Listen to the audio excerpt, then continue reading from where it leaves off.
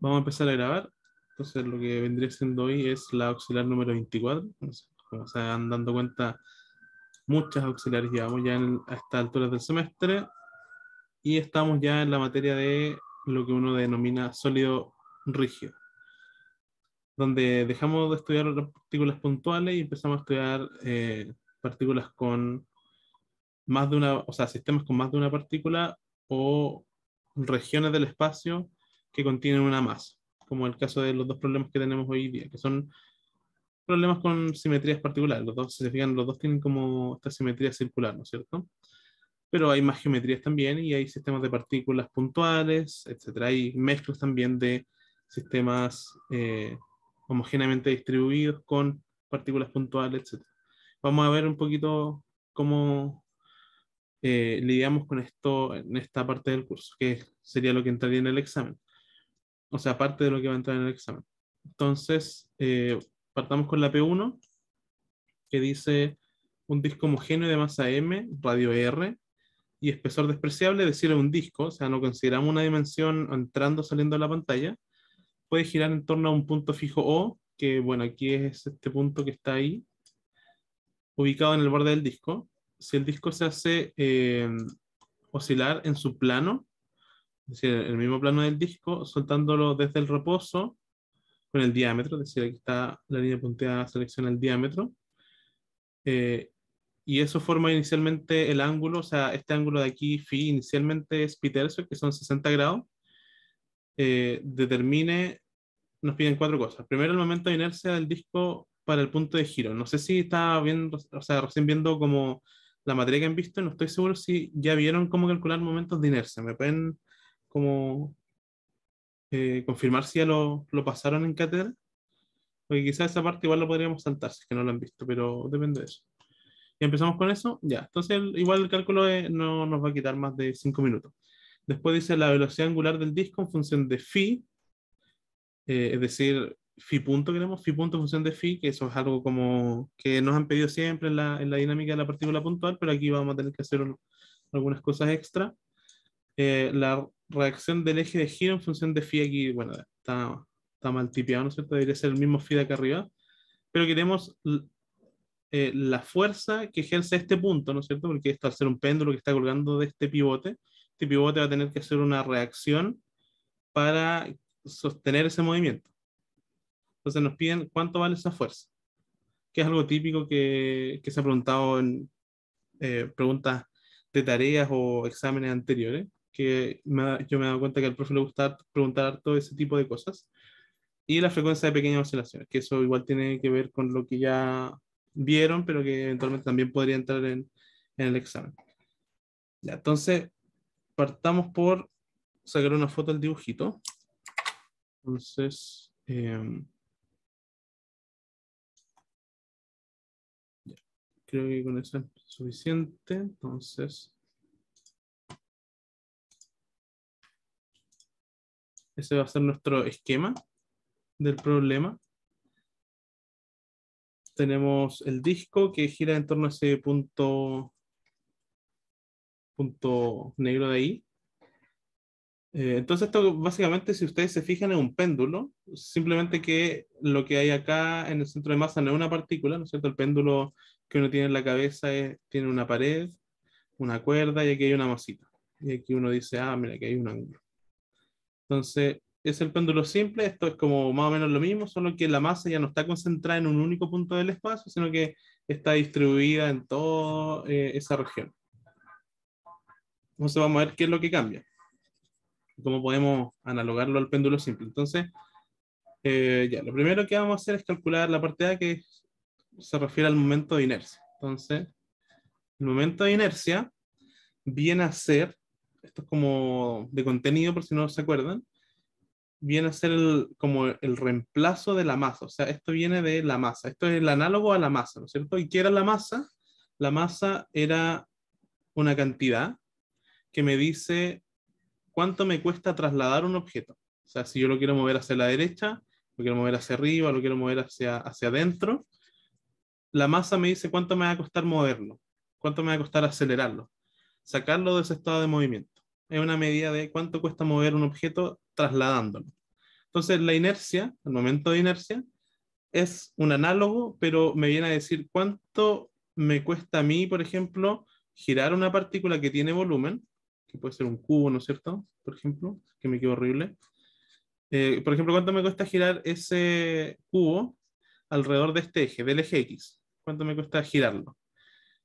Me dice también cuánto me cuesta girar alrededor del otro eje, del eje Y o Z, y también de este otro eje acá. Bueno, da lo mismo los nombres, pero lo importante es que el momento de inercia viene a ser una cantidad física que va a estar relacionado con cuánto me cuesta girar un objeto. Que antes era la masa, cuánto me cuesta trasladarlo de un punto a otro. Esto me dice cuánto me cuesta girarlo.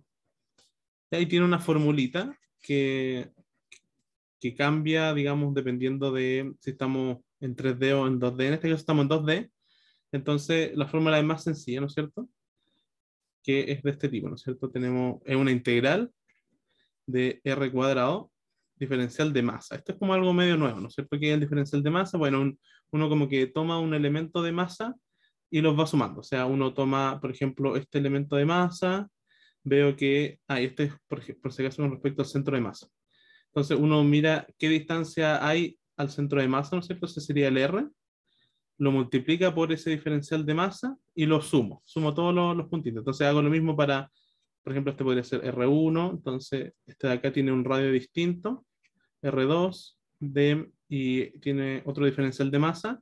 Entonces lo que hago es sumar todos esos R1 al cuadrado por ese diferencial de masa, más R2 al cuadrado por ese otro diferencial de masa, etcétera. Así recorriendo todo el dominio. O sea que hay otro diferencial de masa, no sé, R3. Tenemos R3, aquí otro DM. Entonces sumo también R3 al cuadrado por DM, y cuando hago la suma completa de todos los diferenciales de masa, ponderados por la distancia que tienen hacia el centro de masa, me da lo que denominamos momento de inercia, que es cuánto me cuesta girar un objeto. ¿Ya? Entonces, eso es como lo que hay detrás, ¿no es cierto? Como ahora, en la práctica, ¿cómo calculamos esto? Lo que uno hace es, de alguna forma, parametrizar esto. O sea, uno dice, el diferencial de masa va a ser de la siguiente manera. O sea, el diferencial de masa va a ser la densidad de masa, uno lo llama sigma, puede tener rho, otro nombre. En general, para 2D uno ocupa esta letra, para cuando uno tiene 3D ocupa rho, por ejemplo, etcétera. Hay otras letras para 1D, no sé. Creo que lambda es para 1D. Entonces uno tiene lambda es 1D, simplemente es notación, en verdad uno podría ocupar eh, la misma letra, pero uno va a ubicarse, ¿no es cierto? Para decir, esto es un disco, está en 2D. Entonces uno ocupa sigma por un diferencial de área, ¿ya? Y lo que uno hace después es preguntarme, ¿no es cierto? Primero, ¿qué pinta tiene el sigma, ¿no es cierto? Que es la densidad de masa. Entonces aquí hay como dos respuestas típicas. Entonces la pregunta básicamente va a ser, ¿la densidad de masa depende de la posición? O sea, ¿será que, por ejemplo, ese trocito de ahí tiene más masa que este trocito de ahí si tienen el mismo tamaño? Y eso va a depender de si la masa es o no homogénea, ¿no es cierto? Si es homogéneo, como que uno dice, ese pedacito de ahí va a tener la misma cantidad de masa que ese pedacito de ahí o que este de acá, si tienen el mismo tamaño. Si son un radio del mismo, o sea, un círculo del mismo radio, tienen la misma masa. Entonces eso es en general, ¿no es cierto? Problemas complicados van a decir que esto va a depender de la posición, es decir, que uno puede decir que, por ejemplo, este trocito de acá tiene más masa que este trocito de acá, a pesar de que tengan el mismo radio, ¿no es cierto? Porque, no sé, porque esta zona del espacio es más pesada, por ejemplo. ¿Qué podría tener uno como en realidad un disco que está formado por distintos materiales? Por ejemplo, imagínense que este es aluminio y este de acá no es aluminio, sino que es cobre. Como tienen distintas densidades, entonces uno dice, bueno, por ejemplo, este trocito de acá va a pesar distinto que ese de ahí, a pesar de que ocupen el mismo espacio. De eso se trata un poco. Ahora, en general, uno va a tener sistemas homogéneos, que la masa no va a ir variando, o sea, va a ser la misma siempre. Ya entonces uno calcula ese sigma, uno lo mantiene como homogéneo, de ahí vamos a calcularlo asumiendo que es homogéneo. Y el diferencial de área uno lo calcula según las coordenadas que uno quiera. Entonces, en este caso, como es un círculo, vamos a tratar de usar coordenadas polares. Entonces, eso también está en el formulario. Uno lo puede ver, ¿dónde está? Acá. Aquí está la sección de diferenciales, por ejemplo, de superficie, uno tiene este de acá. Y esto es un poco más complicado que los otros, ¿no es cierto? Porque tiene tres componentes, entonces uno siempre se queda con uno al final, nunca usa las tres. Entonces la pregunta es, ¿con cuál me quedo? ¿Con cuál de esas tres? Entonces, uno para eso orienta sistema de referencia. Entonces lo que yo hago va a ser decir, voy a fijar mi sistema de referencia acá, el Y, por ejemplo. Para acá voy a fijar el X. Y el rho lo voy a hacer típico, ¿no es cierto? Como un ángulo que sale, ¿no es cierto? Eso sería rotongo. Y por supuesto, para acá iría el fitongo. Ya puede que ese después lo cambiemos, pero este va a ser un sistema de referencia para calcular el, solamente el momento de inercia. Cuando estudiamos el movimiento lo vamos a cambiar. Vamos a rotar un poquito el eje, pero eso va a ser por mientras. ¿Ya? Entonces, teniendo eso en cuenta, teniendo en cuenta que phi y rho viven en el mismo plano que el disco, entonces el diferencial que yo necesito es el que no es ninguno de esos dos. Es decir, como rho y phi están en el plano, entonces el que necesito es el otro. El que necesito es el decatongo, es decir, rho de rho por de phi. Entonces, uno dice, ese diferencial de área va a ser rho de phi. Y con eso estamos a un paso de calcular el momento en ese centro de masa. Lo único que necesito es poner mis límites en mi integral, ¿no es cierto? Como es esto se va a transformar en una integral de área, va a ser una integral doble, entonces me va a quedar la integral doble, ¿no es cierto? ¿Qué es lo que estoy integrando? R al cuadrado, o sea, rho al cuadrado en este caso, por el dm, ¿no es cierto? El dm es, bueno, hasta acá, ¿no es cierto? Es sigma por rho de phi. Y ahí para calcular todo el dominio, ¿no es cierto?, que involucra el círculo, la integral de rho, tengo que hacerla de 0 hasta r, porque es un disco de radio r, y la integral de phi tengo que hacerla para cubrir todo el disco de 0 a 2pi. Y si calculamos esa integral, esta se puede separar, ¿no es cierto?, por Fubini, esto es constante porque dijimos que era homogéneo, entonces no depende de las coordenadas. Entonces vamos a tener una integral de phi, ¿no es cierto?, que es la siguiente, de 0 a 2pi. Esto es por teorema de Fubini. Y la otra integral, que es radial, va a ser de 0 a r de r a la 3 de rho. O sea, rho a la 3 de rho. Y entonces tenemos sigma. Esta integral de acá es sencilla, da 2pi.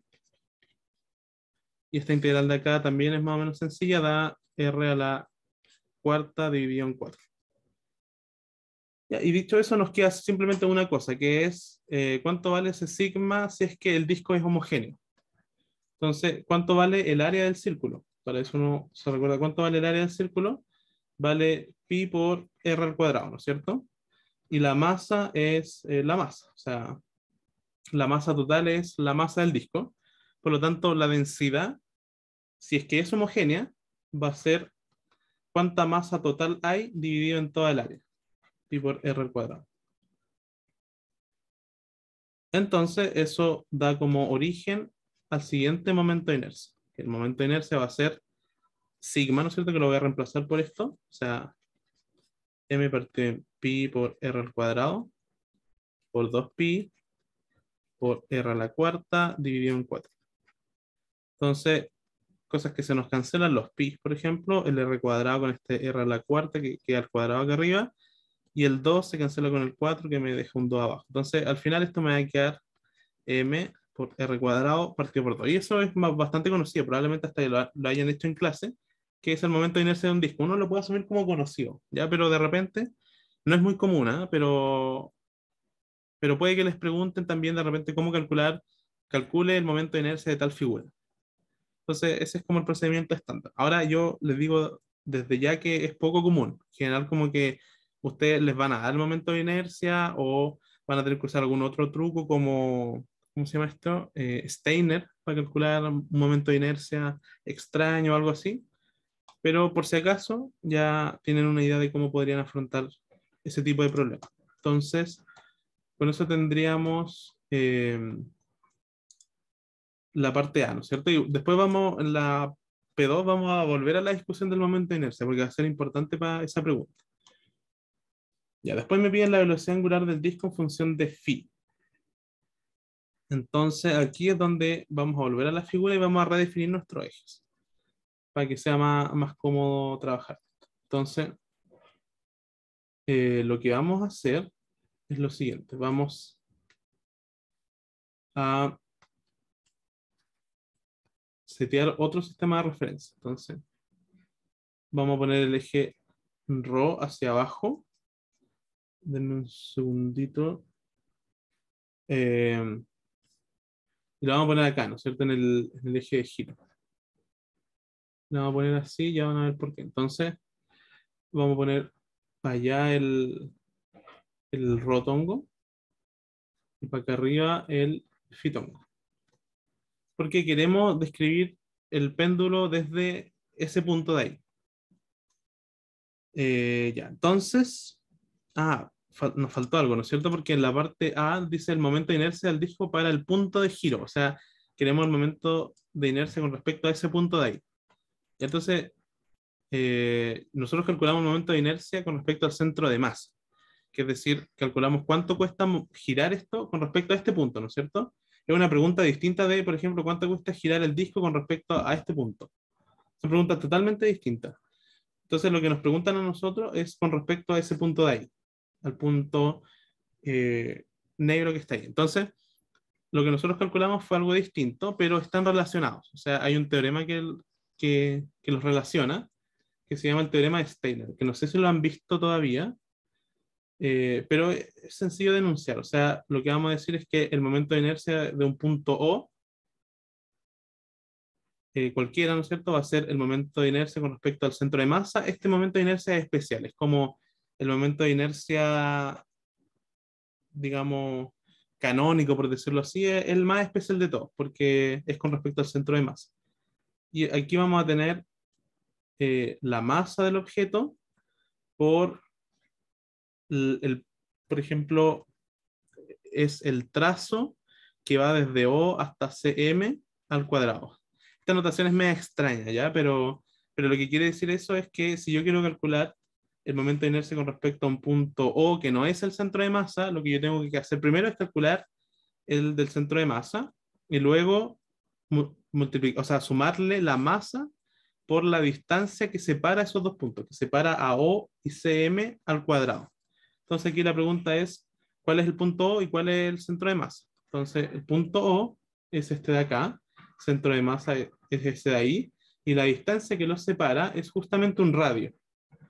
Entonces, como la distancia que los separa al punto O del centro de masa es el radio, esto, el OCM, se transforma en el radio al cuadrado.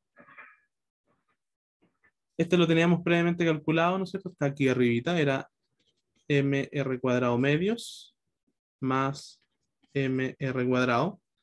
Y entonces si yo lo sumo, eso me da 3 medios de mr cuadrado. Ahí tenemos el momento de inercia súper bien calculado. Ya, ahora lo que viene es, que ya lo estábamos haciendo, ¿no es cierto? Nos estamos adelantando un poco. Era calcular, setear primero nuestro problema, poner el sistema de referencia ahí en el pivote. ¿Alguien puso algo en el chat? Ah, que ya lo vieron. Ya, súper, el teorema de Steiner. Ya, qué bueno. Entonces, esa es una forma de aplicarlo en 2D. No sé si lo van a ver en 3D. Yo creo que no vale mucho la pena, pero quizá igual le quedan pocas cátedras. Creo que la del viernes solamente, ¿no? Ya, pero en cualquier caso, lo que vamos a hacer ahora es primero plantear la dinámica. O sea, ahora vamos a hacer lo mismo que hacíamos para las partículas puntuales, en principio, y después vamos a añadir algo más. Si alguien dice que si el viernes es la última, ya. Entonces, no sé qué van a ver ahí en verdad. Quizás vean eso, no sé. Bueno, ahí el profe lo va a decir. Ya, entonces, como yo les decía, lo que vamos a hacer ahora es lo mismo de eh, la dinámica, ¿no es cierto? Setear la fuerza, o sea, poner la fuerza. La diferencia era que antes siempre teníamos partículas puntuales, entonces uno tenía un puntito y aquí tenía, no sé, la normal, el peso, ¿no es cierto? Aquí aplican todas las fuerzas, si hay roce, la fuerza de roce, si hay roce viscoso, fuerza de roce viscoso, todas las fuerzas uno las aplicaba en el mismo punto. Si hay una tensión para acá, una tensión, etcétera. Ahora, la diferencia es que las fuerzas sí importa en qué punto se aplican, ¿ya? Entonces, vamos a calcular. Nosotros dijimos que ese punto va a ser una fuerza sobre el disco. Ahora, no sabemos en qué dirección va a ser, no sabemos si va a apuntar para allá, si va a estar alineado con Rho, si va a estar así, ¿no es cierto? No, en principio no tenemos cómo saberlo, hacia dónde va a apuntar esa fuerza. Entonces, lo que uno hace cuando uno no tiene ese conocimiento es decir, voy a escribirlo de la manera más general posible, es decir, voy a suponer que hay una componente normal en phi, y voy a suponer que también hay una componente normal en R. Y ahí la pongo de maneras positivas porque después digo que las ecuaciones me digan el signo que tienen. Las pongo de manera lo más genérica posible.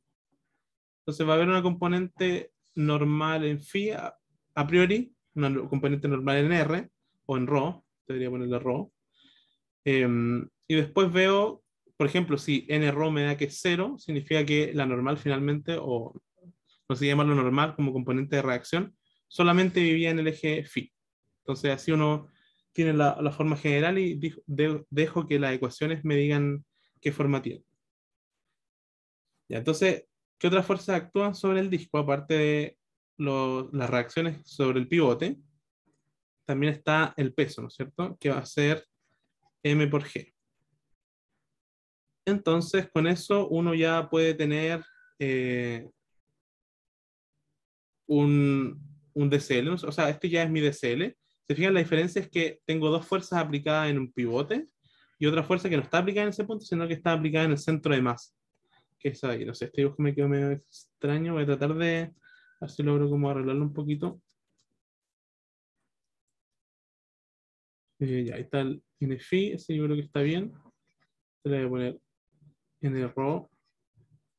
Y aquí, desde ese punto, vamos a tener para abajo mg, el peso. Ya que el peso siempre actúa sobre el centro de masa de los objetos.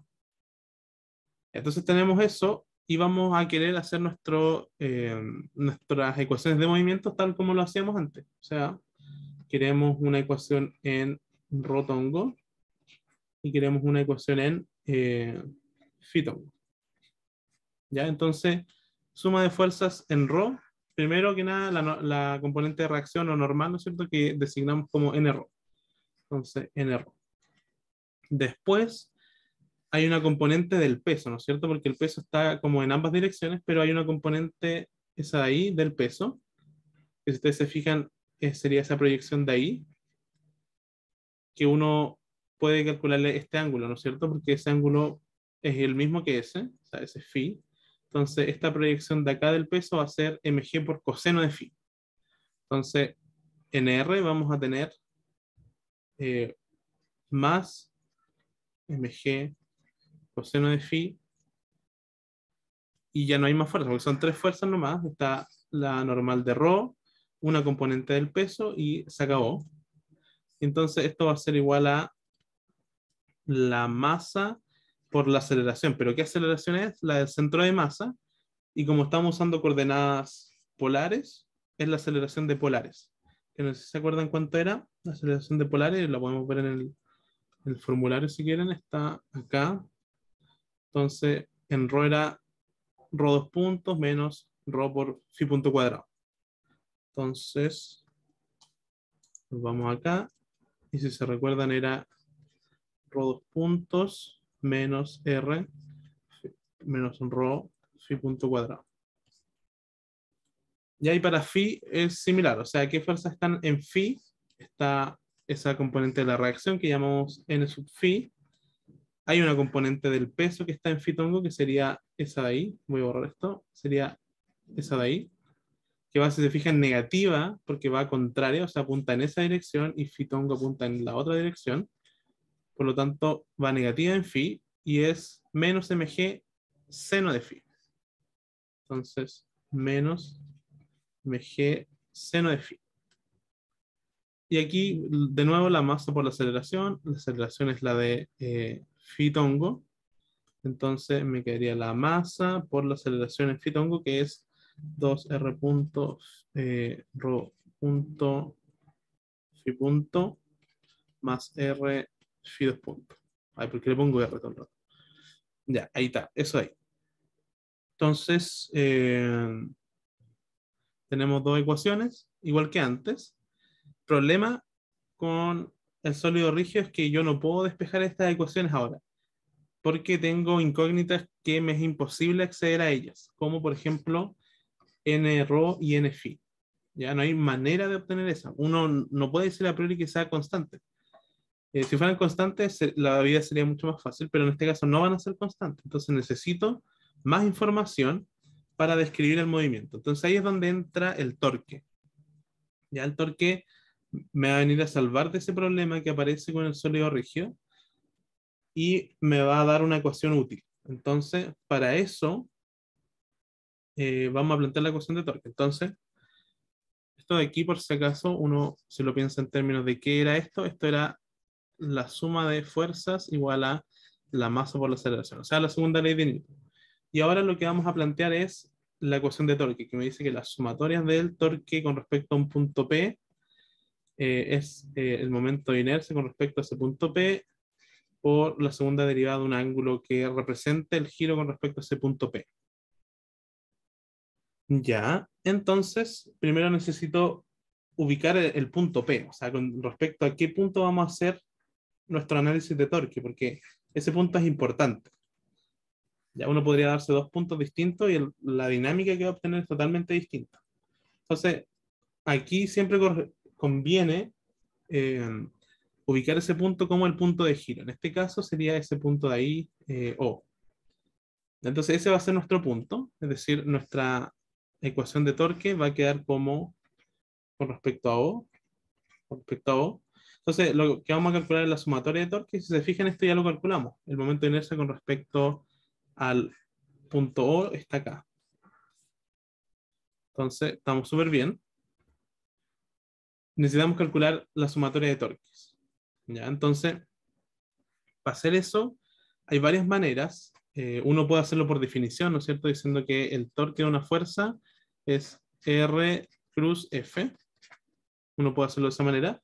Ahora, en dos dimensiones no vale la pena mucho hacer ese producto cruz, uno lo hace como más o menos al ojo. O sea, uno lo que hace es calcular más bien el módulo del torque y decir que va a ser el brazo por la fuerza. Ya, esta es la fórmula que vamos a utilizar y vamos a ponerle un signo acá dependiendo de la regla de la mano derecha. Entonces voy a explicar este método, ¿no es cierto? Que va a ser mucho más útil para no estar calculando tantos productos cruces. Entonces, lo que uno dice es, con respecto a este punto O, ¿qué fuerzas hacen torque? Entonces, la respuesta a esa pregunta es solamente el peso, porque tanto esa normal como esta normal de acá tienen brazo cero, o sea, la distancia que tiene el punto de aplicación de n sub phi y n sub rho con respecto al punto O es cero. Por lo tanto, ese término de ahí vale cero para esos torques. ¿Ya? Entonces, lo único que me va a quedar es el torque de mg. ¿Ya? Entonces, ¿qué es lo que hace uno con mg? Es hacer esta cuestión de acá. O sea, lo que yo necesito es alinear la fuerza con un radio perpendicular, eso es el brazo, a la fuerza y que me une el punto O con mg. Entonces voy a borrar esto un poco, ¿no es cierto? El análisis ya está como hecho. Entonces vamos a poner solamente el punto O, la fuerza mg. Y pongamos esta otra fuerza igual para recordar que tenemos n phi y para acá n rho. Entonces, ¿cómo determinamos ese brazo? Yo les dije que era el radio que une el punto O de manera perpendicular con la fuerza. O sea, la fuerza va hacia abajo y esta fuerza yo la puedo trasladar aquí, por ejemplo, o un poquito más abajo. Voy a borrar ese de ahí. Voy a trasladar la fuerza ahí, mg, el mismo vector, solo que está desplazado, y esa distancia de ahí es el brazo. Si se fijan, es la distancia que une el punto O con la fuerza de manera perpendicular. O sea, aquí se forma un ángulo de 90 grados. Y esa es una manera como más o menos sistemática y sencilla de calcular el torque. Entonces, ¿cuánto vale ese brazo? Entonces, para eso uno usa geometría. Y aquí entonces yo puedo formar este triángulo, ¿no es cierto? Voy a formar este triángulo, si es que me queda bien. El último intento. Ahí, súper. Ya se nos quedó también. Ahí está. Entonces, tengo un triángulo rectángulo, yo sé que la hipotenusa vale R, y sé que este ángulo vale phi, por lo tanto este ángulo también vale phi. Entonces, este brazo, ese brazo de ahí, brazo, vale R seno de phi. Por lo tanto, el torque del peso va a valer R seno de phi, que es el brazo, por la fuerza. Y la fuerza es mg. Entonces, ese va a ser el torque. Y ahora el signo es positivo o negativo. Sentido antihorario positivo, como siempre. Sentido horario eh, negativo. Y este, si se fijan, es un torque negativo, porque lo que hace es girar el disco en sentido horario. Por lo tanto, el torque va a ser menos R seno de phi por mg. Ya, no sé si se entendió esa parte.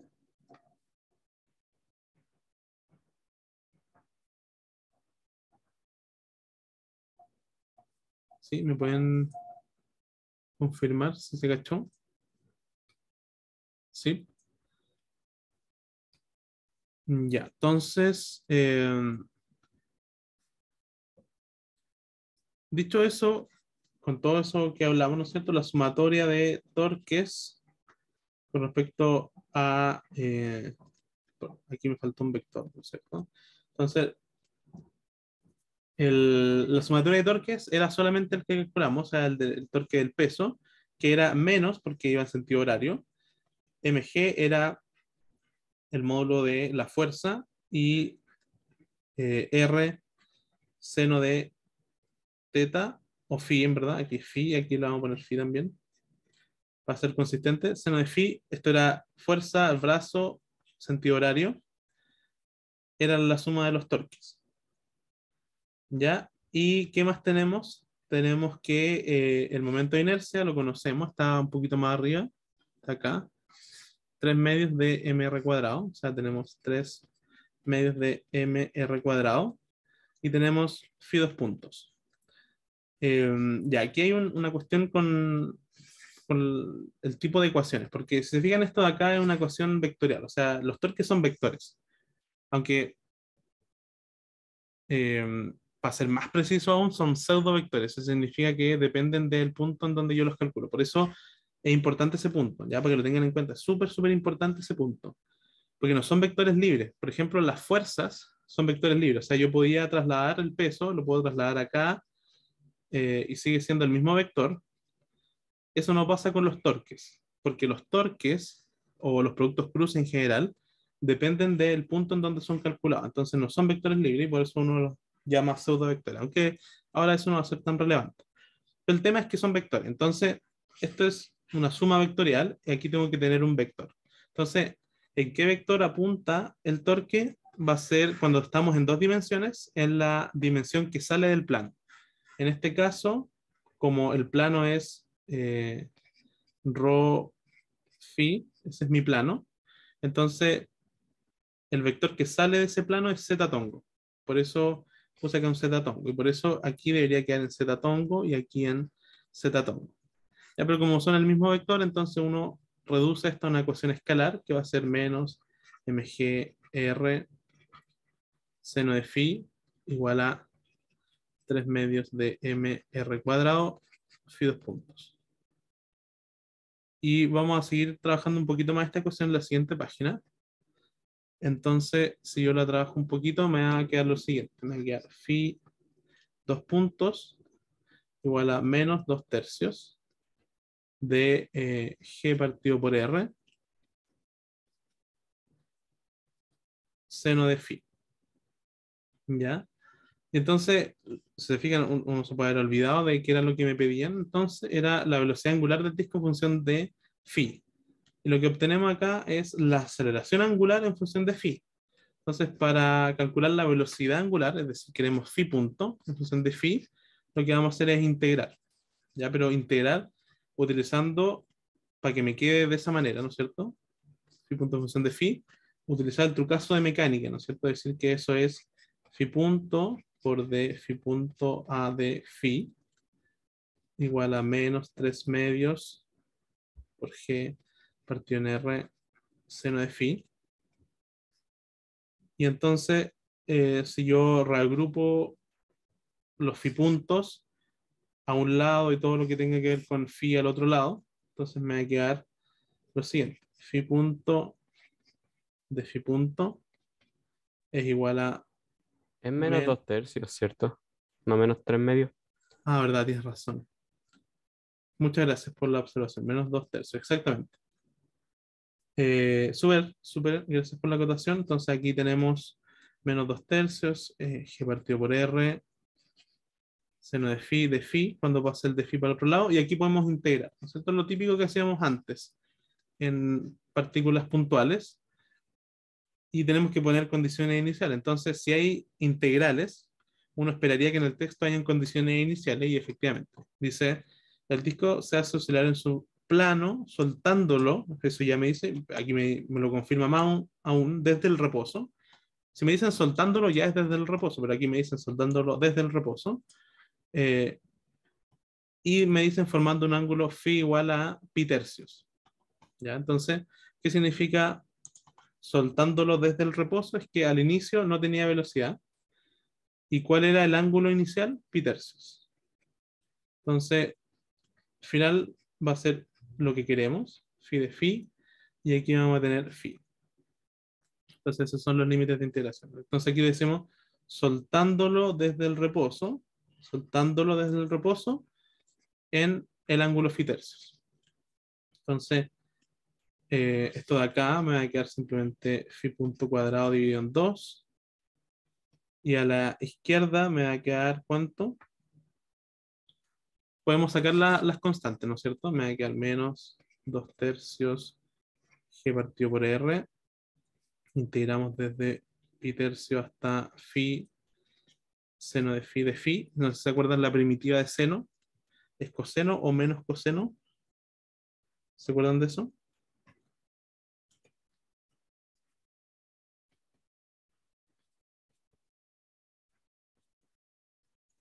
Es menos coseno.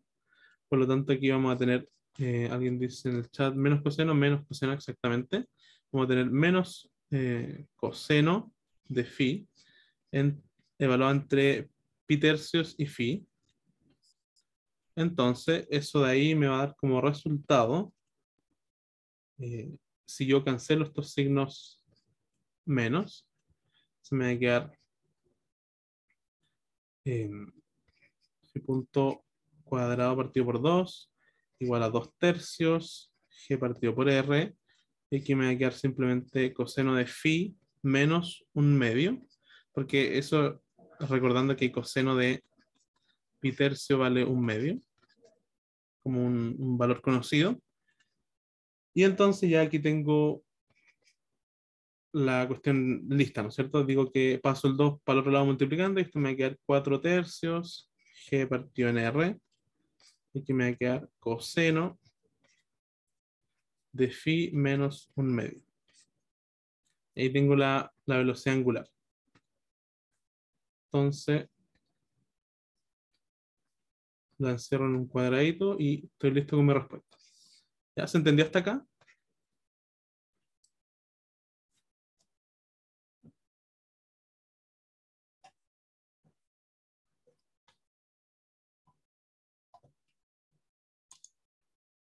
¿Todo bien? Ya. Entonces, ahora lo que vamos a hacer es la parte C. Que ya una vez, aquí fue como el máximo de dificultad, lo de ahora es reinterpretar lo que ya tenemos simplemente. Entonces, la primera dice la reacción del eje de giro en función de phi. O sea, nos piden las componentes nr y nφ, que eran las que teníamos en el dibujo, ¿no es cierto? Acá, esas reacciones de ahí, nφ y nρ. Entonces, para eso uno va al DCL, ¿no es cierto? O sea, las ecuaciones de movimiento, perdón. Y aquí, bueno, hay cosas que, por ejemplo, no, no simplificamos, ¿no es cierto? Que era lo típico que hacíamos, pero por ejemplo, este rho punto vale cero, aquí este rho punto vale, o sea, rho 2 punto vale cero, rho punto también vale cero, entonces nos quedan esas expresiones de ahí. Entonces, de aquí, por ejemplo, es fácilmente despejable n rho. Entonces uno dice n rho, paso este para el otro lado, restando y me va a quedar algo más o menos manejable. Entonces, eso es lo que vamos a hacer. Entonces, si yo paso ese mg para el otro lado restando, me va a quedar lo siguiente. Entonces, tenemos acá n rho, me va a quedar, paso el mg coseno de phi restando, y después viene un menos m rho phi punto cuadrado. Entonces, ¿cuánto vale rho? Vale r. Entonces me queda menos m por r por phi punto cuadrado. Pero phi punto cuadrado lo acabamos de calcular. Está justamente acá en el cuadrito rojo que tenemos en la página anterior, acá. Justamente vale eso. Entonces, teniendo phi punto, estamos aquí listos, ¿no es cierto? Porque tenemos phi punto en función de phi. Entonces me va a quedar menos mg coseno de phi menos mr. Y aquí, entonces reemplazo el phi punto cuadrado por lo que tenía antes, ¿no es cierto? Que era ¿cuánto? Era 4/3 de, 4/3 de, no me acuerdo cuánto era lo otro, g partido por r,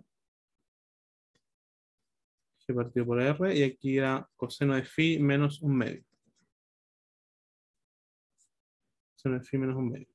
Los r se pueden cancelar, ¿no es cierto? Aquí uno los puede factorizar más, pero con eso ya es suficiente, ¿verdad? No, podemos factorizar y dejar esto más amigable. Hagamos un paso más. Entonces, menos mg coseno de phi. Entonces, esto lo vamos a dejar menos 4/3 de mg. Y aquí vamos a tener el común de coseno de phi menos un medio. Si se fijan, entonces n rho no es constante, depende de phi.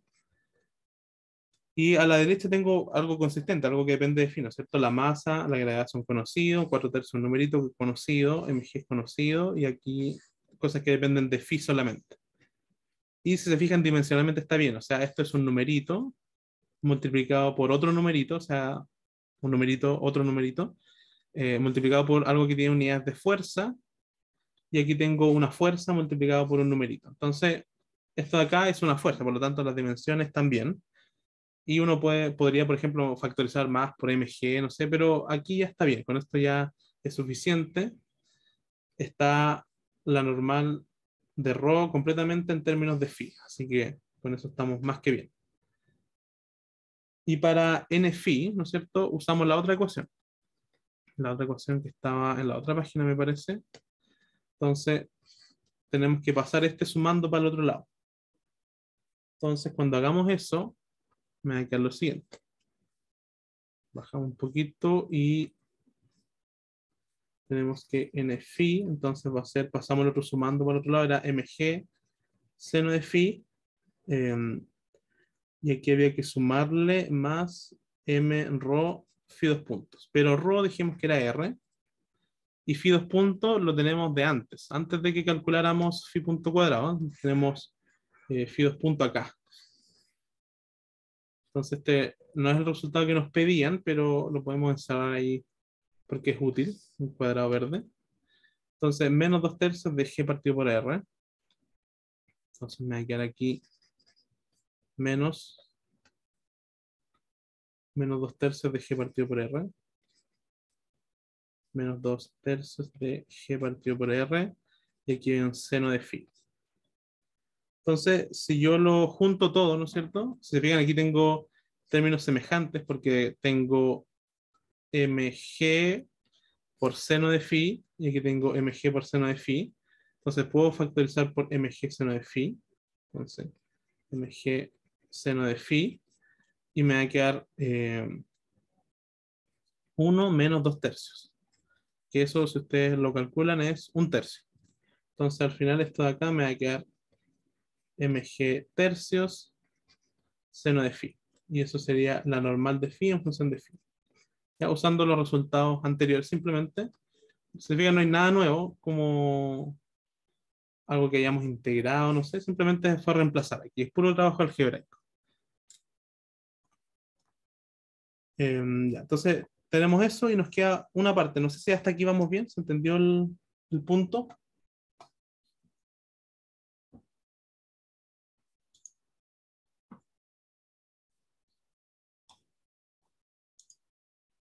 ¿Todo claro? Ya, súper. Entonces nos queda una parte nomás que es la frecuencia de pequeñas oscilaciones. Entonces esto nos va a ayudar a entender un poco más y cómo se relaciona con el péndulo simple. Entonces para eso uno viene a esta ecuación verde, la vamos a llevar, copiémosla y llevémosla a eh, acá. Entonces, esa ecuación es una ecuación de péndulo. Puede que ustedes, no sé si reconocen eso como una ecuación de péndulo, pero es una ecuación de péndulo porque uno, si lo aproxima, lo puede llevar a un movimiento armónico simple. ¿No se acuerdan del movimiento armónico simple, que era x dos puntos más omega cero cuadrado x igual a cero? Eso es un movimiento armónico simple. Y aquí la variable da un poco lo mismo. O sea, yo puedo tener phi dos puntos más omega cero cuadrado phi igual a cero. Entonces, esta frecuencia de ahí va a ser la frecuencia del movimiento armónico simple, pero si es algo que yo aproximo a un movimiento armónico simple, va a ser la frecuencia de pequeña oscilación.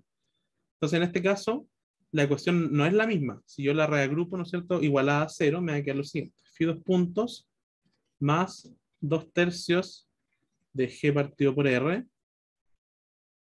seno de phi igual a cero. Si se fijan, esta ecuación de acá y esta de aquí no son lo mismo. Aquí yo tengo un phi y aquí tengo un seno de phi. Pero si yo lo aproximo en torno a cero, ¿no es cierto? En torno a phi igual cero, entonces esto se va a transformar en más o menos lo siguiente. 2/3 de g partido por r, phi, ¿no es cierto? Es una aproximación a primer orden. Y entonces eso me permite extraer esto como la frecuencia de pequeñas oscilaciones. Entonces la frecuencia de pequeñas oscilaciones al cuadrado va a ser 2/3 de g partido por r. Y ahí tenemos simplemente la frecuencia de pequeñas oscilaciones. Entonces aquí uno puede comparar esto con el péndulo simple, ¿no es cierto? El péndulo simple, que es una masita que está colgando de una cuerda ahí, que tiene un largo, pongámosle r. Entonces la ecuación que describe ese péndulo, ustedes lo pueden hacer con más calma, es phi dos puntos más g partido por r en este caso, seno de phi. Esa es la del péndulo simple. De tal manera que la frecuencia de pequeñas oscilaciones del péndulo simple es g partido por r.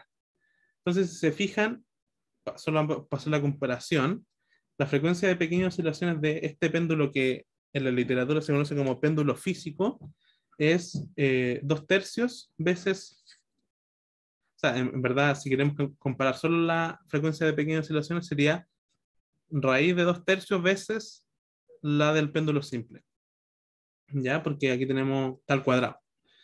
Entonces, pero en definitiva, si queremos hacer una aproximación más rústica aún, decimos que esta de acá es menor que la del péndulo simple, porque tiene un factor que es menor que 1. Entonces ahí tenemos una aproximación. O sea, si nosotros tenemos, si queremos hacer una como descripción gráfica, si tenemos las dos situaciones, o sea, aquí tenemos mi masita R, masa M. Y yo quiero tener un disco, ¿no es cierto?, que lo giro en torno a ese punto. Entonces el disco va a estar como más o menos así. Bueno, eso no es tan disco. Ya, pues, lo voy a hacer por última vez. Y ahí quedó más o menos. Entonces, si yo digo que eso tiene radio R y que todo el disco tiene masa M, esto gira con una frecuencia menor. Ya, o sea, la frecuencia de, pongámosle frecuencia 1, es menor que la de este péndulo de acá, que la vamos a poner frecuencia 2. Entonces ahí uno tiene una comparación. O sea, ¿qué cosas son iguales? La distancia al centro de masa y la masa total. Entonces, ese péndulo físico que tiene dimensiones da menos ciclos por segundo, porque tiene menos frecuencia. Entonces uno puede hacer una aproximación y de hecho esto se ha medido antes en el laboratorio y uno puede comprobar que eso es así. Ya, entonces hasta aquí estamos bien con el problema uno. Con eso estaríamos con el problema uno. ¿Se entendió la idea, más o menos? Súper bien. Ya. No sé si se les pareció muy intenso o no tanto, como para hacer un descanso. No sé, lo dejo a criterio de ustedes. ¿Qué prefieren ustedes?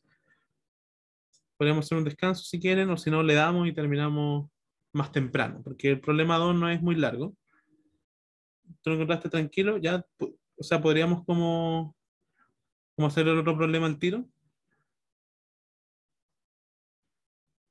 No sé, dígame usted. Propónganme algo y démosle. Ya. Le damos entonces. No sé si alguien se opone a eso. Si quieren, le damos nomás. En el problema 2, que este es un problema que a mí me gusta mucho, porque es un problema que una vez como que lo abordamos con un profe de la facultad, como no sé, una actividad medio extraña, que era una actividad como tratar de nosotros resolvernos por nuestra cuenta, porque es un problema súper poco intuitivo. O sea, esta descripción uno la puede como hacer experimentalmente. De hecho, yo tengo en mi casa como un diseño de este objeto, se lo voy a explicar inmediatamente. Entonces, es súper poco intuitivo por lo siguiente. Entonces, vamos a ver, le damos primero al enunciado y se considera un carrete de masa m. Entonces, ustedes se preguntarán qué es un carrete, no sé si. Entonces, carrete, ¿no es cierto? Es con lo que uno arrolla los cuerdas, las cables, ¿no es cierto? Por ejemplo, este es un carrete. Entonces, si se fijan, son como un disco o dos discos pegados a un cilindro entre medio. O sea, eh, aquí hay otra foto de un carrete, ¿no es cierto? Como que hay un cilindro, hay dos radios, ¿no es cierto? Un radio de las ruedas y un radio interno donde va el cable. A ver si hay alguna otra. Este, por ejemplo, un carrete, ¿no es cierto? Ahí tiene un radio interno y un radio externo. Entonces, un carrete de masa M es como un yoyo, claro, exactamente, es como un yoyo. Entonces dice un carrete de masa M, podría haber puesto eso, de hecho. Momento de inercia I, conocido, de radio exterior R, radio interior, o sea, de radio interior R chico. Eh, el carrete posa sobre una superficie horizontal, es decir, un suelo común y corriente. Desde el cilindro de radio R, es decir, desde el radio interior, se tracciona una cuerda con fuerza F sub 0 constante de manera totalmente horizontal. O sea, primero estamos en este caso de la izquierda, así, completamente horizontal. O sea, imagínense, esta es la situación experimental, ¿no es cierto? Como real. Ustedes tienen un carrete de este tipo, con un cable adentro, por ejemplo, está esto no en esa cosa, sino que en el suelo, y tiran el cable con fuerza constante. Entonces la pregunta es, ¿para dónde se va a mover el carrete? ¿Hacia la dirección donde uno tira o en la dirección contraria? Entonces esa es una pregunta que uno se puede hacer, que es súper interesante. No sé si ustedes tienen alguna respuesta para eso. Entonces, el esquema como más, vaya la redundancia, esquemático es este de acá, ¿no es cierto? O sea, uno tracciona el cable desde el radio interior y la pregunta es, ¿para dónde se va a mover? ¿Para la derecha o para la izquierda? El carrete, en este caso. ¿Hay alguna intuición de para dónde se podría mover? Para la izquierda, ya, tú dices que se puede mover para la izquierda. Entonces, eso es lo que vamos a tratar de responder en esta pregunta, porque es una pregunta muy contraintuitiva. Entonces, lo primero que nos piden, que va a ser necesario para determinar aquello, es una cota superior para el momento de inercia y del carrete. Entonces, aquí vamos a hablar brevemente del momento de inercia, pero de manera muy esquemática, ¿ya? Pero es muy útil también para tener esta intuición que de repente es súper extraña de lo que es un momento de inercia. Entonces, imagínense que yo tengo esta región del espacio. Esa región del espacio. Entonces, esos son los límites de mi región del espacio. Y, y esa región del espacio va a tener un momento de inercia, pero primero tengo que agregar una cierta cantidad de masa, ¿no es cierto? Sin masa, esto no hay momento de inercia. Entonces, yo voy a tener una cantidad de masa m, que la voy a dibujar con la masa va a ser azul. Ya todo lo que sea azul es masa. Entonces, lo primero que yo podría plantearle es, por ejemplo, cómo va a ser ese momento de inercia si la masa está homogéneamente distribuida, como el disco que teníamos antes. ¿Ya? Y va a ser el momento de inercia con respecto al centro de masa. Entonces, vamos a fijarnos solo en ese momento de inercia. Muy esquemáticamente, tenemos masa totalmente homogéneamente distribuida. Entonces, en ese caso, el momento de inercia, entonces pongamos caso homogéneo, homogéneo. Homogéneo, lo calculamos antes, era mr cuadrado partido por 2. ¿Ya? Entonces, ahora imagínense que la masa ya no está dividida, no está homogéneamente, sino que está solamente en el borde. La masa, recuérdense que era azul. La masa es azul.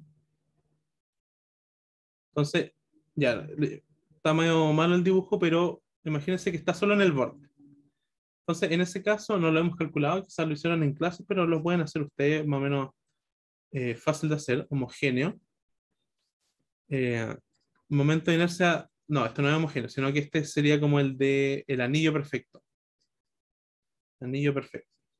Porque un anillo de espesor cero, o sea, un anillo como imperfecto sería que tiene como, esta parte es la que tiene la masa. Pero aquí no, es un anillo perfecto donde solamente esa línea tiene concentrada toda la masa M. Entonces, en ese caso, el momento de inercia adquiere la forma mr cuadrado. ¿Ya? Y si se fijan, ese es el momento de inercia más grande que puede tomar esta región del espacio si yo distribuyo la masa arbitrariamente. O sea, yo podría tomar cualquier distribución de masa. Obviamente no puedo sacar la masa ahí porque eso ya no está fuera de las reglas, ¿no es cierto? Pero, por ejemplo, yo podría concentrar toda la masa en un punto, es decir, que ese punto tiene masa m. Entonces, vamos a analizar ese caso también, que va a ser partícula puntual.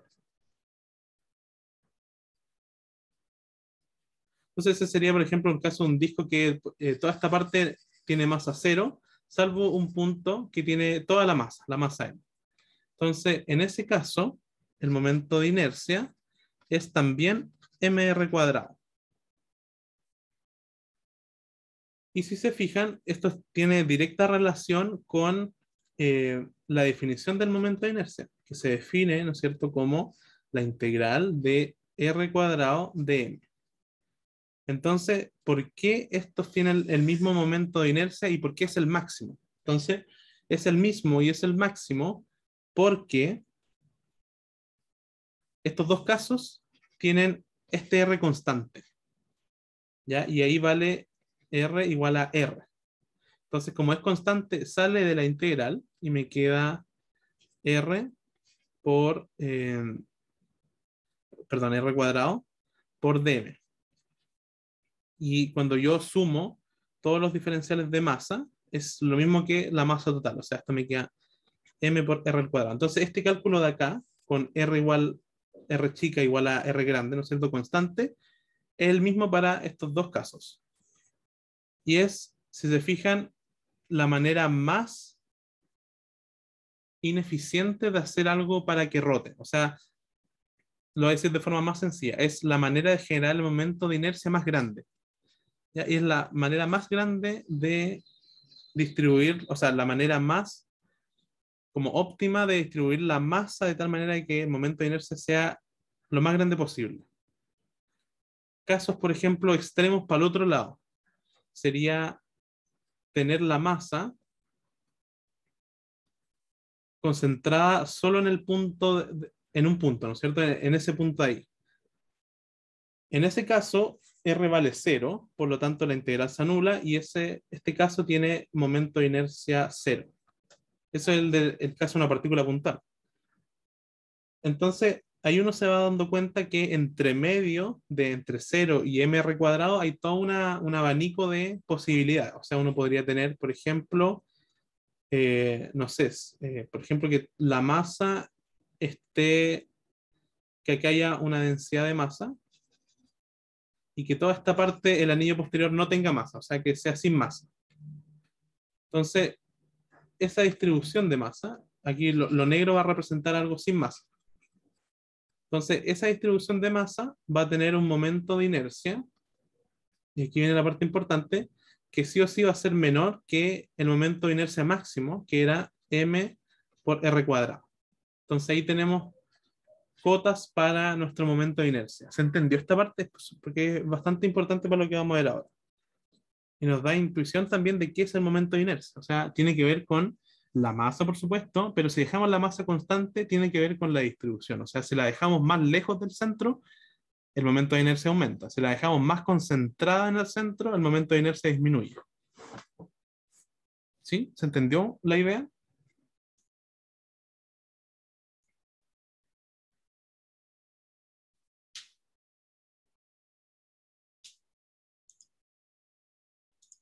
Entonces, para enfatizar una vez más el mismo problema, vamos a movernos a un problema similar con el momento de inercia, simplemente para ver cómo anda la intuición. Entonces, ahora vamos a tener esta región de acá. Entonces, y tengo la misma cantidad de masa. La masa es m. Entonces, ¿de qué manera yo puedo distribuir de manera de que el momento de inercia sea máximo? Ahora tengo otra región del espacio. ¿De qué manera se le ocurre? Hay más de una. Igual que antes, ¿no es cierto? Había más de una de obtener el máximo, aquí también hay más de una.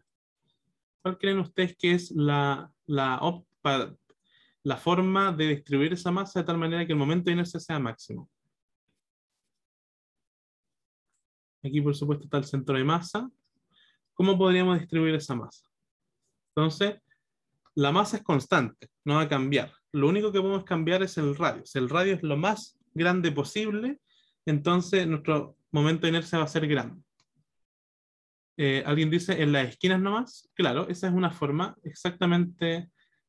Podríamos darle una dimensión a esto, por ejemplo, que esto valga 2 veces A, de tal manera que esta parte valga A. Entonces, una forma, como alguien bien dijo en el chat, es súper buena, es dejar cada puntito de masa, o sea, un cuarto de la masa, en cada esquina. Con eso yo tengo la masa total en el disco, y con eso me aseguro de que esos tienen el radio máximo, ¿no es cierto? Que ese radio máximo es ¿cuánto? Es a raíz de 2. Entonces, en ese caso, el momento de inercia va a ser la masa por el radio, que es a raíz de 2 al cuadrado, o sea, 2a cuadrado. Es el momento de inercia máximo.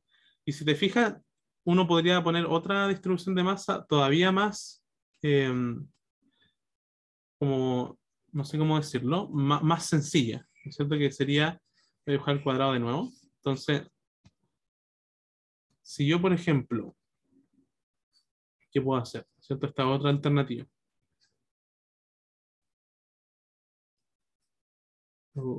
Ya, ahora sí, espero que quede bien. Ya, ahí quedó más o menos. Entonces, yo podría, por ejemplo, incluso dejar toda la masa aquí. Y eso tendría el mismo momento de inercia y sería el máximo, que es este de acá. Entonces, simplemente es para tener intuición, para que podamos acotar. Si con acotar vamos a estar bien en este problema. Entonces, ese es el momento de inercia máximo. O sea, y la intuición es, si es que la masa está distribuida de manera lo más lejana posible al centro de masa, entonces más momento de inercia.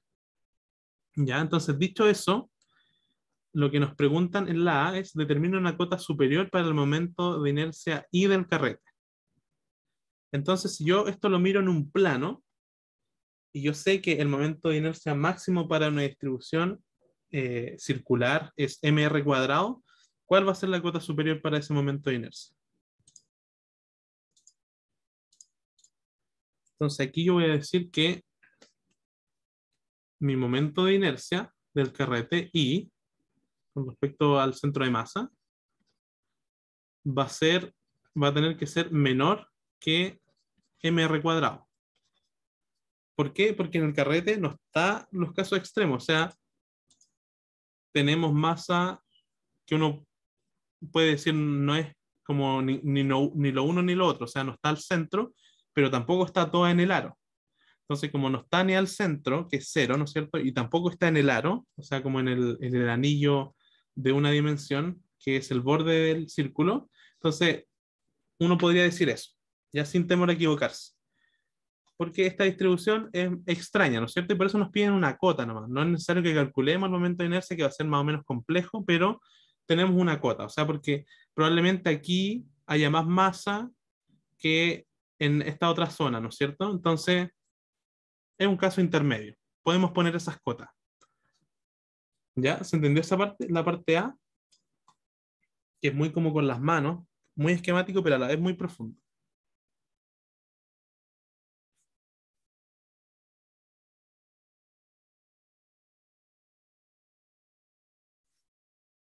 ¿Sí? Ya. Entonces, ahora vamos a determinar la dirección del movimiento del carrete. Entonces, para eso vamos a hacer un recorte en la figura. Entonces, tenemos eso ahí. Tenemos la cota, ¿no es cierto? Que nos va a servir después mucho. Ya, entonces, este es el esquema del problema. Y lo que vamos a hacer entonces es sumatoria de fuerzas. Entonces, para eso tenemos que ver qué fuerzas actúan sobre este carrete. Recuerden que aquí no lo noté en el dibujo, pero hay como un suelo, ¿no es cierto? A ver si lo puedo hacer como una línea recta, quizás mejor. Ya, ahí. Entonces, em, ¿qué fuerzas actúan sobre el carrete? Entonces, actúa una normal, ¿no es cierto? Que va a estar importante, se ejerce en el piso, ¿no es cierto? La normal. Va a haber un peso que se aplica sobre el centro de masa, que va a ser mg, y está esta fuerza hacia allá, ¿no es cierto? Que es F0. Entonces tenemos, ¿hay alguna otra fuerza? No, tenemos esas de ahí solamente. Ya, entonces si uno quiere calcular eh, sumatoria de fuerza, ¿no es cierto? Como siempre lo hemos hecho, es decir, una en X tongo y otra en Y tongo. Por cierto, vamos a usar este sistema de referencia.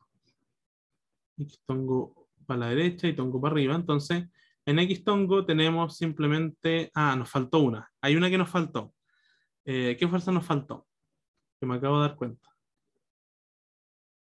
Porque esto, por cierto, gira sin resbalar. Entonces, cuando hay giro sin resbalar, ¿qué fuerza me faltó? Es el roce, a ver si alguien lo dijo en el chat, el roce, claro, exactamente el roce que se aplica en el punto de contacto. Entonces, el roce, aquí siempre aparece la pregunta de ¿para dónde apunta el roce? ¿Para la derecha o para la izquierda? Entonces va a depender de para dónde gire. Pero uno siempre lo puede asumir positivo y, tal como antes, esperar que la ecuación me diga para dónde va. Si FR es negativo, entonces apunta para el otro lado. Lo asumo positivo, de tal manera que las ecuaciones me digan al final qué signo tiene. Entonces, dicho eso, voy a obtener eh, lo siguiente. Voy a tener en X F0 más la fuerza de roce igual a la masa por la aceleración. En Y voy a tener la normal menos la masa menos el peso igual a la masa por la aceleración en Y. Pero como esto no se mueve verticalmente, esto es cero. O sea, esto de aquí es cero. De aquí uno obtiene una ecuación que no va a ser muy útil, pero igual la normal es igual a mg. Entonces, aquí si se fijan hay un problema, porque la fuerza de roce, como es roce estático, no tengo un valor para esa fuerza. La fuerza de roce estático, recuerden que cumple una desigualdad, que es menor que mu por la normal. Es decir, como la normal es mg, va a ser menor que mu por mg. Pero no sé exactamente qué valor va a tener. Va a depender eso de hartos factores, de la velocidad que lleva, etc. Entonces, esto no me va a servir para establecer, para despejar, por ejemplo, aquí X dos puntos, que eso me ayudaría a determinar para dónde se mueve. Entonces, tal como antes, tengo que echarme una mano de la sumatoria de los torques. Entonces, vamos a calcular la sumatoria de los torques con respecto al centro de masa. El centro de masa está justo ahí. Entonces, con respecto a ese punto, ¿qué, ¿qué fuerzas hacen torque? Solo son dos las que hacen torque. Entonces, ¿y cuáles son? la fuerza F0, ¿no es cierto? Y la fuerza FR, que en este caso tiene el brazo fácil, ¿no es cierto? Porque vamos a borrar estas fuerzas de acá. El brazo de F0 es simplemente R, entonces me va a quedar R por F0. ¿Qué sentido va a tener positivo o negativo? Como esto tiende a ser un giro antihorario. Alguien justo lo puso en el chat, FO y peso, exactamente. No, el peso no, porque el peso se aplica en el punto de giro, por lo tanto no va a ser torque porque el brazo va a ser cero. Es solamente FO y el roce. Ya, esas dos hacen torque. Entonces, el torque de R, o sea, perdón, el torque de F0 va a ser R por F0 y como hace un giro antihorario, es positivo. Positivo. Entonces, eh, de manera similar, el brazo de FR va a ser esa distancia ahí, que es justamente R grande. Por lo tanto, vamos a tener más R por FR. ¿Ya? Y de nuevo, como también hace un giro antihorario, va a ser positivo. Y esto va a ser igual a la inercia, por supuesto, todo esto está en el eje Z tongo. Igual a la inercia por phi, pongámosle phi 2 puntos. Esa es la ecuación de movimiento de torque en Z tongo. Entonces la ecuación escalar, esa es la ecuación vectorial, ¿no es cierto? La ecuación escalar va a ser R por F0 más R por FR. Y el FR, si se fijan, yo ahora lo puedo despejar de esta ecuación de acá. Entonces me va a quedar FR igual a MX 2 puntos menos F0. Entonces lo reemplazo. MX 2 puntos menos F0. Igual a esa parte de ahí que es inercia por phi 2 puntos.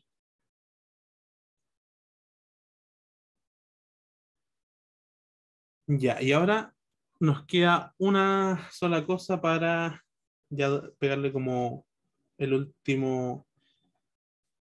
O sea, este problema está ahora a punto de ser resuelto. Nos falta una cosa para ligar todo, ¿no es cierto? Entonces, eso es condición de rodar sin reparar. Entonces, aquí me voy a tardar un poquito en dibujarlo para que se entienda bien. Pero, entonces, voy a tratar de tener ese ahí. Quiero hacer una copia. Entonces, esta copia es un tiempo posterior. Entonces, al inicio, aquí, independiente de que el carrete, no sé, tiene un disco interior, vamos a omitir eso, solamente nos vamos a fijar en la geometría exterior. Entonces, aquí uno dice, hay un punto P que está en el suelo, y cuando esto rota, ¿no es cierto? Porque esto, supongamos que gira hacia la derecha, entonces ese punto P se va a ver trasladado, ¿no es cierto? Una distancia, quizás debería ser esto un poco más chico, a ver, quiero hacer esto bien, entonces déjenme hacerlo un poco más chico para que se entienda mejor. Entonces, yo creo que ahí, a ver ahora. Entonces,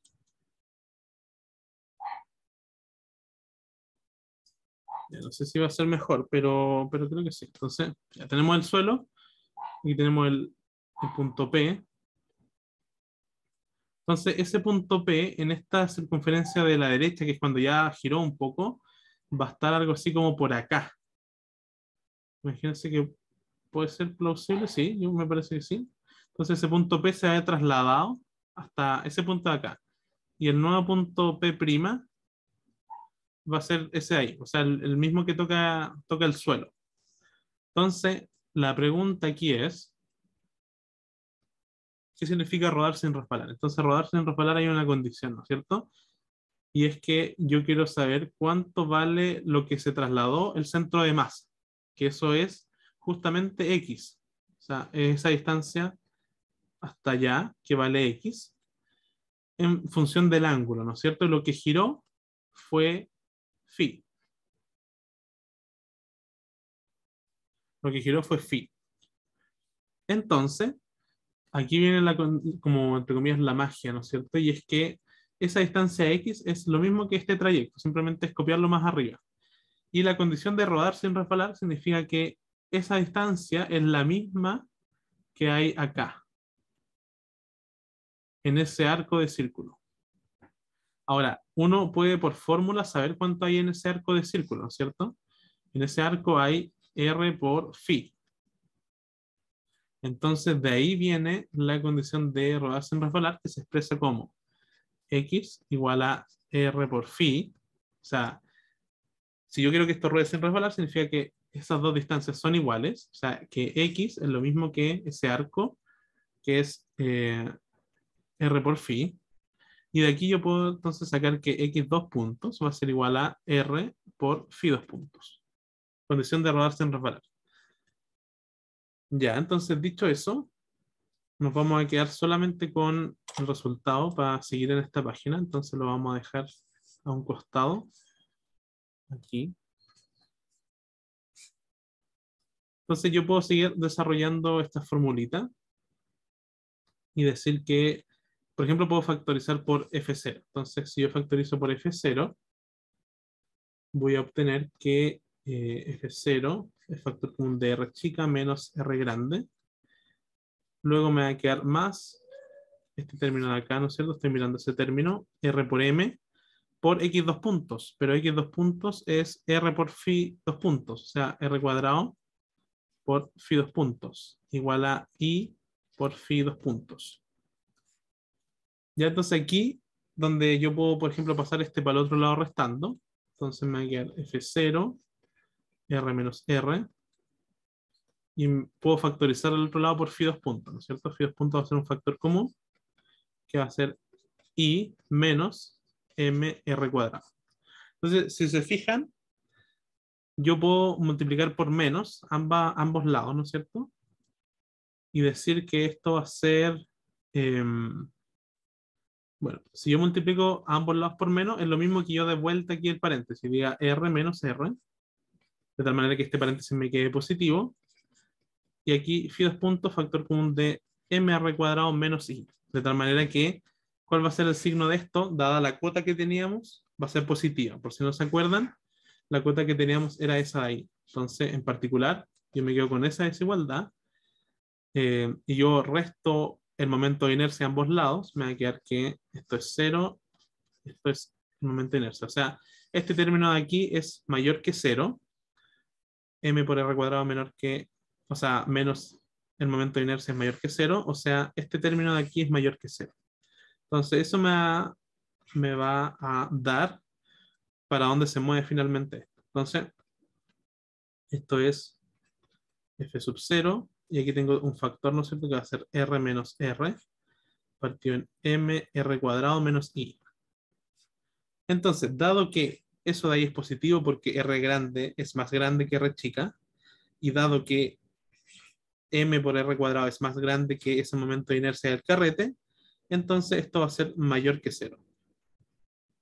¿Ya? Por lo tanto, por lo tanto, por esta relación de aquí, vamos a tener que x dos puntos, que es r por phi dos puntos, ¿no es cierto? Si reemplazamos el phi dos puntos que obtuvimos, el phi dos puntos que obtuvimos era eso de ahí, lo vamos a copiar. Phi dos puntos era f sub 0, r menos r, y abajo era mr cuadrado menos i. Como esto es mayor que 0, entonces concluimos algo súper contraintuitivo de que el carrete se mueve hacia la derecha.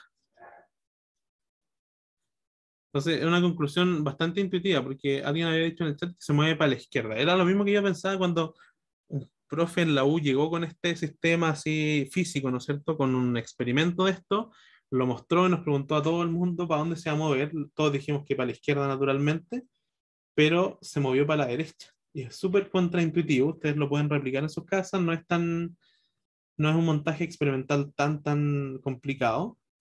Y efectivamente, yo tengo uno acá en mi casa y efectivamente uno lo puede hacer y se mueve hacia la derecha. O sea, uno pensaría que se mueve hacia la izquierda, pero no, se mueve hacia la derecha.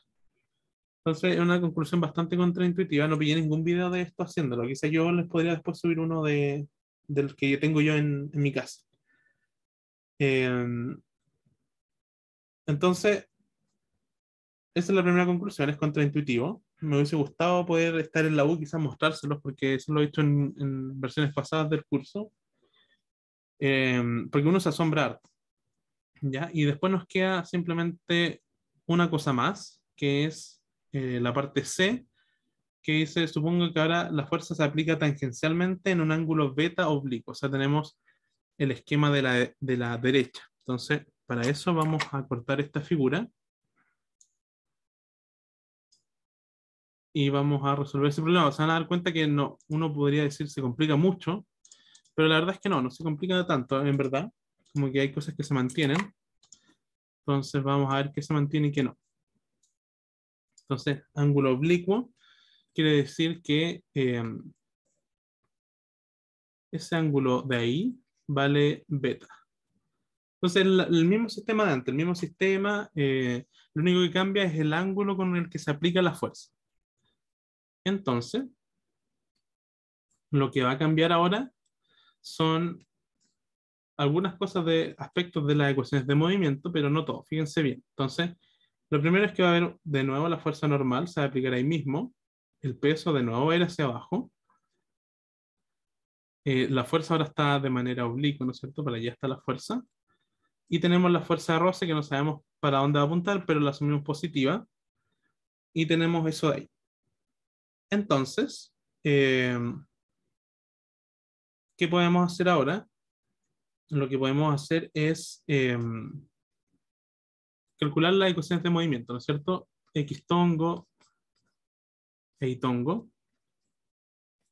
Entonces van a ser similares. Entonces en X tongo ahora ya no tengo toda la fuerza F0, sino que una parte de ella. Por lo tanto, esto va a ser F0 por seno de beta más Fr igual a la masa por la aceleración. En Y voy a tener la normal, el peso hacia abajo, y tengo ahora además una parte de la fuerza. Entonces va a ser más F0 seno de beta eh, igual a la masa por I dos puntos. Pero esto sabemos que es cero. Entonces cambió un poco la ecuación de movimiento, mucho no, pero cambió un poquito. Entonces, el torque, ahora no se pregunta por el torque. Entonces, borramos las fuerzas que no hacen torque, que en este caso, con respecto al centro de masa, serían el peso y la normal, porque ambas tienen brazo cero. Entonces, la pregunta es, ¿qué brazo tiene F0? ¿F0 qué brazo tiene? Sigue siendo R. Y el de la fuerza de roce sigue siendo R grande. Entonces, si se fijan, los torques nos van a cambiar, van a ser exactamente los mismos de antes. Entonces, eso es bueno, porque tenemos que la sumatoria de los torques con respecto al punto O el centro de masa, que sería el mismo, en este caso, el punto O, sería R por F0 más R por FR. Y ahora podemos despejar FR desde acá arriba, ¿no es cierto? Y tal como antes, entonces me va a quedar MX dos puntos menos F0 seno de beta igual a I por, siempre se me olvida, pero hay que ponerle el vectorcito, igual a la inercia por phi dos puntos en z tongo. Entonces, si yo reemplazo mi hipótesis, ¿no es cierto?, de rodar sin resbalar, que eso no va a cambiar, simplemente x punto es r por phi dos puntos, me va a quedar lo siguiente. Entonces voy a ir reemplazando r por f0 más, aquí tengo r por m por x dos puntos, que sería esto de acá, o sea, se agrega otro r y se agrega el phi dos puntos, menos f0 por seno de beta por r, y me queda igual a I por phi dos puntos. Ahora el procedimiento es lo mismo de antes. Voy a pasar este para el otro lado, etcétera. Voy a factorizar. Entonces, primero a la izquierda voy a factorizar por F0. Me va a quedar R menos. Fíjense ahora que ya no es R grande, sino que es R grande por seno de beta. O sea, R grande, seno de beta. Y a la derecha me va a quedar phi punto, factor común de I, menos M por R cuadrado. Entonces, para que los factores queden positivos, al menos este quede positivo, tengo que darlos vueltas, es decir, multiplicar por menos 1 a ambos lados, o es lo mismo que dar vuelta a los paréntesis. Entonces, R seno de beta menos R chica igual a phi 2 puntos por MR cuadrado menos I. Y aquí puedo despejar phi 2 puntos, ¿no es cierto? Y decir que es F0 por R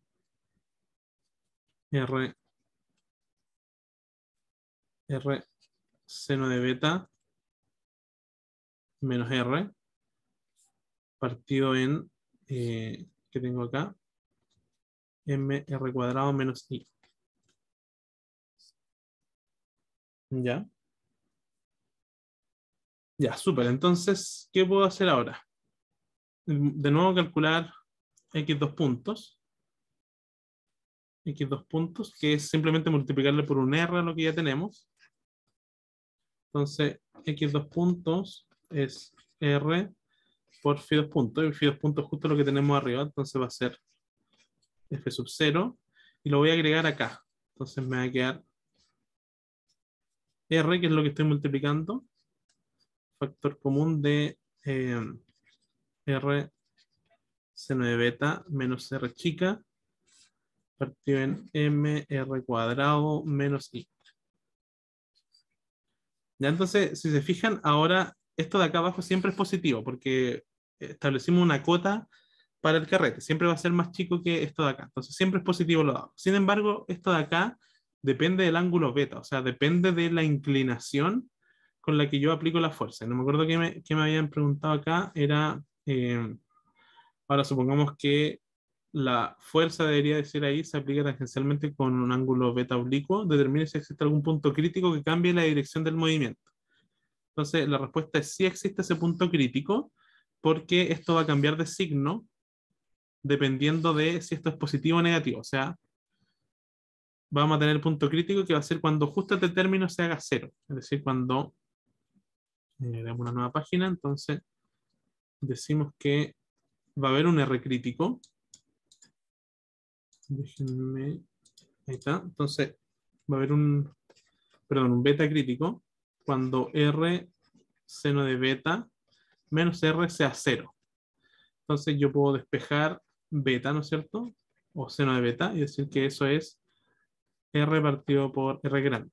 Entonces, de tal manera que beta es arcoseno de R partido en R grande. Y eso está bien definido, o sea, siempre tiene una solución, dado que R grande es más grande que R chica. Ya, entonces ahí tenemos un punto crítico. Punto crítico cuando beta es justo ese punto. Entonces, ¿qué me dice esto? Me dice que para mi sistema, y esto también es algo que uno puede comprobar experimentalmente si diseña este aparato, es que si yo esto lo inclino lo suficiente, que va a depender de los radios, del radio interno y del radio externo, se va a empezar a mover para el otro lado. O sea, cuando esto está muy inclinado, esto se mueve hacia la izquierda, pero cuando está, por ejemplo, recto, se mueve siempre hacia la derecha. Entonces ahí tenemos un punto crítico. Y luego nos piden determinar la velocidad del carrete en función del tiempo. Entonces, para determinar eso, lo que hacemos es tomar esta ecuación simplemente.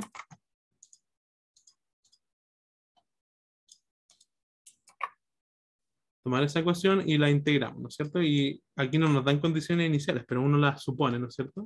Entonces, si integramos, si se fijan, todo esto de aquí es constante, entonces esto es como el movimiento que se estudia dentro de la física. Entonces, uno dice que x punto de t, asumimos que la velocidad inicial es cero, por lo tanto, esto va a ser, eh, la velocidad va a ser todo ese término de arriba por el tiempo, o sea, f0, lo voy a copiar mejor. Entonces, va a ser eso ahí, por el tiempo. Entonces, esa sería la velocidad en función del tiempo. Creo que me piden eso, ¿no es cierto?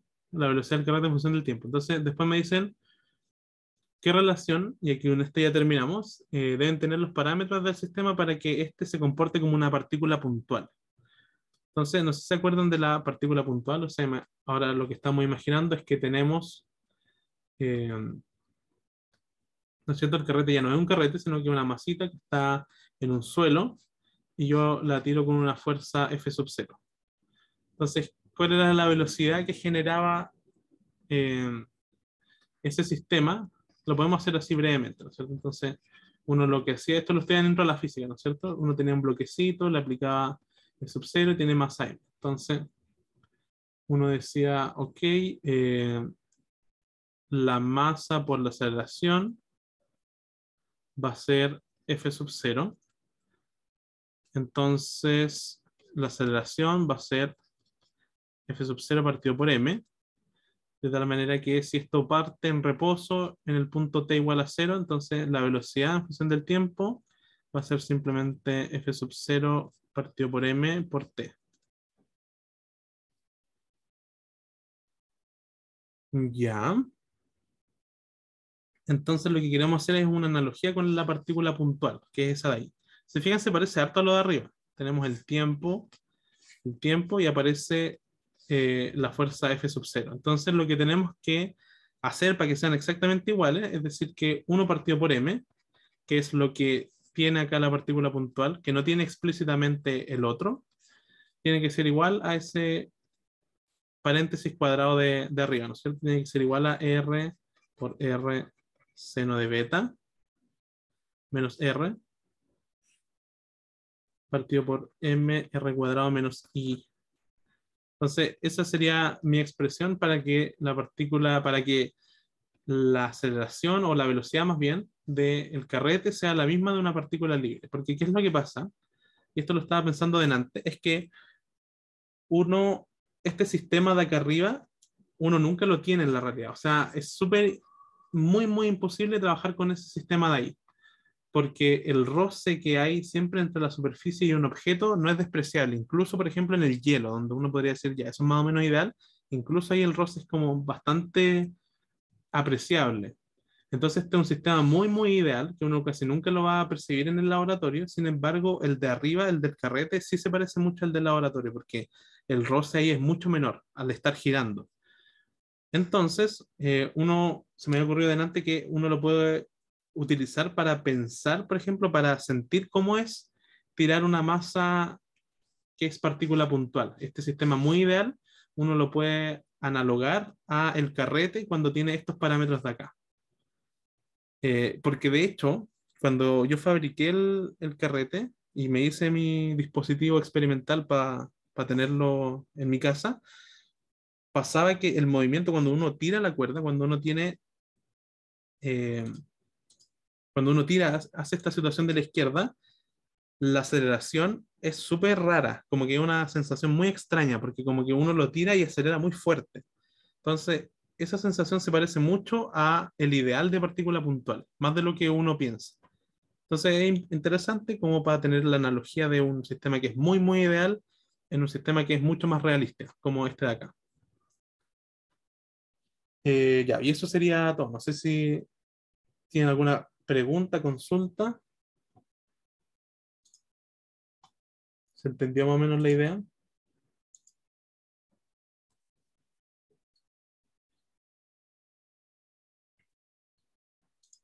Estuvo bueno. Ya, me alegro que les haya gustado. Bueno, ustedes me imagino. Bueno, tengo que dejar de grabar. Ya, entonces,